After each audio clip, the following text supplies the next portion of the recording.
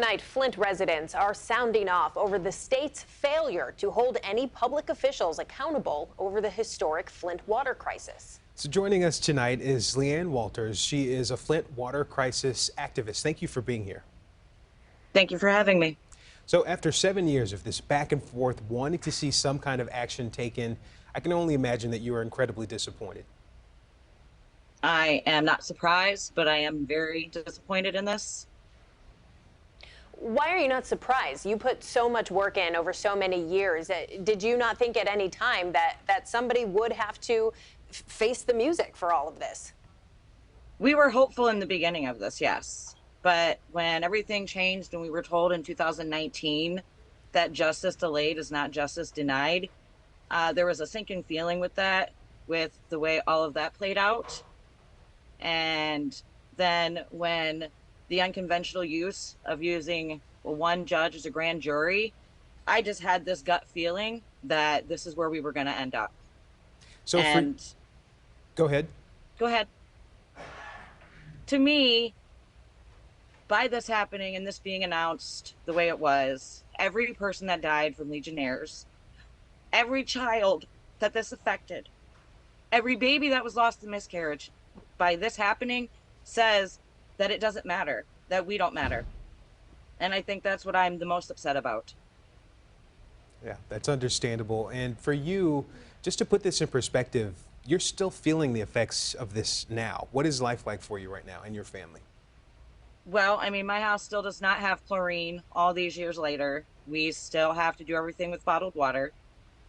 We go through 45 gallons a week that we have to fill and pay for ourselves. We brush our teeth with bottled water. It's a way of life for us now, and I don't see that changing anytime soon. What has this done to your ability to trust not only your public officials, but simple utilities like the water coming out of your tap? What has this done to you emotionally? You question everything. You're always on edge about it. You have to think, when this started, my twins were 3. They're going to be 13 next year. So this has been a long thing, and it impacts their lives every day. Going to the dentist, little things like that. They try to be advocates to other kids, to explain to other kids that this can happen to them and that they should have their water checked. And realistically, that's not something 12-year-olds should have to do, but it's their life. It's what they've known most of their lives. I know this is a lot for you to take in, but can you tell us at this point, do you know what's next for you? Have you made any kind of plans just based off of this new development?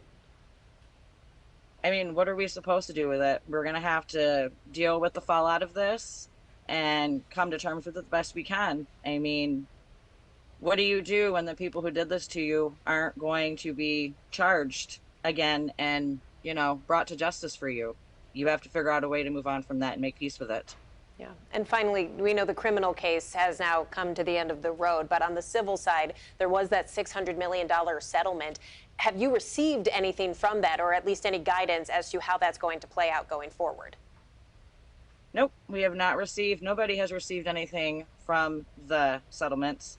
And here we are, it's almost 10 years later, and we're still waiting. So we just have to be patient, I guess, and hope for the best on this. All right, we will keep following this and how that settlement plays out as well. Leanne, thank you so much for all you've done and for joining us today. Thank you for having me, and thank you for caring.